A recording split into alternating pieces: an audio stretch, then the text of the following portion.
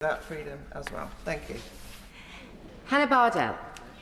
Thank you very much, Madam Deputy Speaker. It is a huge pleasure and privilege to speak in this debate today, and there have been some really fantastic and powerful speeches by honourable and right honourable members. And I want to firstly pay tribute to my right honourable friend from Basingstoke who opened the debate. I have fond memories of us tricking down the corridor to the former Speaker's office to advocate for baby and parental leave for members of this House and try and take this place forward. And it is right, as other members have said, that we do, as female parliamentarians, often work cross-party and across this House to make progress. It is not the Punch and Judy show that folks see on the television week in, week out. But in particular, the incredibly moving speech from my honourable friend, the member for Birmingham Yardley. It has become a tradition, a grim tradition, I think it's fair to say, that she discharges her duty every year of reading the names of women who have been killed by violent men. It's incredibly important. And Madam Deputy Speaker, one of those names is a constituent of mine, Amy Cannon. And her mother, Wendy Cannon, is here with us today in the chamber. So I want to share what happened to Amy, the details of that. And I would stress that these are Wendy's own words, and that we are privileged that she is willing to share those with us through me, her Member of Parliament. On the 5th of May last year, Wendy and her husband were enjoying a Friday night. It felt like any other typical Friday night as they began thinking about the weekend. Wendy had been communicating with their daughter Amy via WhatsApp, and Amy had been telling them how much she was looking forward to work the next day. Amy worked at a beauty salon, and she had plans to celebrate a birthday party that weekend, and she was going to help out at a charity fundraising event for a children's hospice. In spite of her own challenges, anorexia, self-harming, domestic abuse and addiction, she wanted to help others. She had a big heart. That was Amy. On Saturday, her parents became worried about Amy's lack of contact. Amy's father went to her house and he found her dead with multiple injuries. The police who attended that attack described the attack as a brutal and sustained attack. Amy would have been frightened, in pain, alone, and dying in a place that she should have felt safe in. Amy was only 26 years old, and she had so much to live for and so much to give. Amy's parents and their grandchildren's lives will never be the same again. Amy's mum, Wendy, told me that they stagger from day to day in a dark maze of grief, lost in a legal system which they do not understand. And they have one question: how many more women have to die before we recognise that gender violence is now becoming an epidemic in our society? I am incredibly proud of and grateful to Amy's parents for their courage and bravery in sharing Amy's story. Hear, hear. And for allowing me to share that with you today. When Wendy first came to see us to get support, we sat together. She told me about Amy, and we cried a lot. And Wendy said to me this morning when she came to Parliament that she'd heard the Prime Minister's comments about his concerns, his legitimate concerns about his daughter's safety walking to school. And she said that she hears that, but now imagine how she feels. The challenges that Amy faced in her life are sadly shared by many women across the UK. I've spoken before on women from my own constituency, Kirsty Maxwell and Julie Pearson, both killed abroad at the hands of violent men. It was their untimely and tragic deaths that led to my team and I to start work on deaths abroad and consular assistance.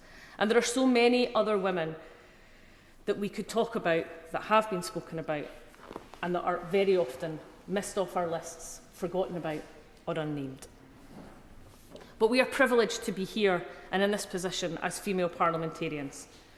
And I am in this place because of generations of women who've come before me, who've fought for our right to vote, to get paid equally, to get treated fairly, and who have fought for real progress at their own expense, both professionally and personally. In fact, I had the privilege, Mr Deputy Speaker, of taking some of the WASPy women who were here with us yesterday to the suffragette broom cupboard, a little-known shrine for those feminists amongst us. And in that broom cupboard, on the night of the census in 1911, Emily Weldon Davison hid herself so she could record her address as in that cupboard and in the chapel of St Mary Undercroft. Her census form gives the postal address as found hiding in crypt of Westminster Hall. The penciled note at the bottom left gives the date 3rd, 4th, 11, since Saturday. Emily was arrested on 9 occasions. She went on hunger strikes 7 times and was force-fed on 49 occasions. She died after being hit by King George V's horse at the 1930 Derby when she walked onto the track during the race, sacrificing herself so that we can be here today. Mr Deputy Speaker, there was something almost prophetic about showing those incredible women who faced such injustice that place where another great woman suffered and sacrificed to make her point. Be happy to. Emily Davison did teach for a time in Worthing, which gives me a constituency link. I think actually her view was that if she couldn't vote, she wasn't a person and therefore she shouldn't be in the census. I don't think she actually aimed to be recorded in Westminster, she just wanted to hide here. I thank the right honourable gentleman for that intervention and that education. That's incredibly helpful. One of the WASPy women commented to me as we walked past the statue of Falkland, whom suffragette and activist Marjorie Hume chained herself to, that they should have brought their own chains.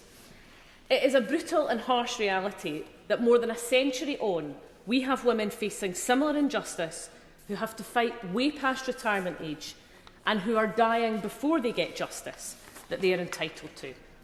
And I am reminded also, Mr Deputy Speaker, that it's Endometriosis Awareness and Action Month. And as the co-chair with my honourable friend, the member for Kingston upon Hull, we've been to a number of events and briefings this week, as we do across the year, to talk about, discuss and campaign for better diagnosis, support and funding for research and treatment for those who suffer with such a brutal and life-limiting disease. Well, my honourable friend, I'll be happy to give way. I'm very grateful to her for giving way, and she makes an important point about a reality that blights the lives of many women today. I wonder if she would also call for the same research and the same focus to be shone upon polycystic ovary syndrome, another blight upon the lives of many women. I thank my honourable friend, and I absolutely and wholeheartedly agree with her. So often women are being left behind by the lack of resource, the lack of research and the lack of understanding of diseases such as endometriosis and polycystic ovary syndrome. And all over the UK we have incredible groups like my local one in Livingston, the Endo Warriors, run and managed by Candice Sinclair, 2 utterly remarkable women.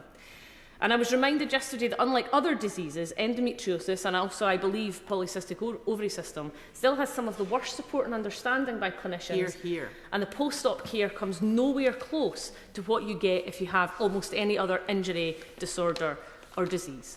And I also want to mention briefly Mary Lyon, who heads up the Primados campaign, another scandal of her time. And I know that the Minister opposite will be familiar with this.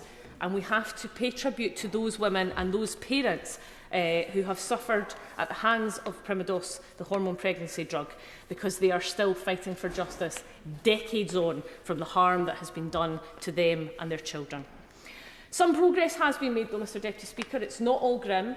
In Scotland, for example, we have become the first country in the UK to publish the Women's Health Plan, an important first step, and I know that the UK Government is following in our footsteps. But in terms of the rights of women and girls in the UK Government's international development strategy, that's incredibly welcome. But what is not welcome is the cut in international aid. That is going to hit some of the poorest areas in the world the most, and we need to see that reversed. And the simple fact is that women today still face vast inequalities. Their issues are complex and interlinked, whether that's childcare costs, cost of living, access to affordable healthcare, and traditional stereotypes, of many which we have heard from members across the chamber. Women of colour, trans women and those in lower incomes and those women across the LGBT community continue to be disproportionately impacted. If you are a refugee or asylum seeker, not only is this UK Government bringing forward illegal and illiberal policies that will shame us the world over, but the no recourse to public funds has a brutal impact on many women who are seeking refuge and asylum. I've seen it firsthand with my own constituents who've come to me. And according to the World Economic Forum's Global Gender Gap Report 2022, it will take another 132 years to close the gender pay gap. Internationally, we see women striving for the same rights as men. In Iran, we have to pay tribute to those incredible women who have stood up and risen up against an authoritarian government. To women in Afghanistan who are just fighting for the right to retain the ability to be educated and are facing a brutal reality following troops leaving. The West has left the women of Afghanistan behind, and we must look at what more we can do. And for the women in Ukraine, constituents of mine, like Natalia, who's come to intern in my constituency office, she has had to leave many of her family members behind who are there, who are fighting, and who are still caught up in that horrific conflict. There are many women in all of our lives who are incredibly important. Mr Deputy Speaker, one of those is my mum. She stood for election to this place in 2010. She was unsuccessful, but 5 years later, I'm pleased to tell you that I was able to beat the man that had beaten her. Go, Hannah.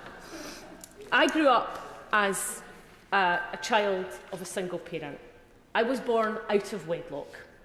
And I just want to say to all the single parents and the single mothers how incredible you are, that you are loved and you are wanted and you are valued.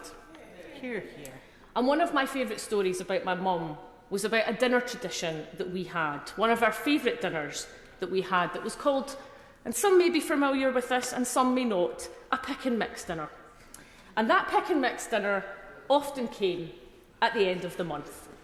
And it wasn't something that dawned on me until adulthood, that this was a dinner made up creatively by my mum with whatever was left over at the end of the month, because quite often there wasn't much left in the tank to spend.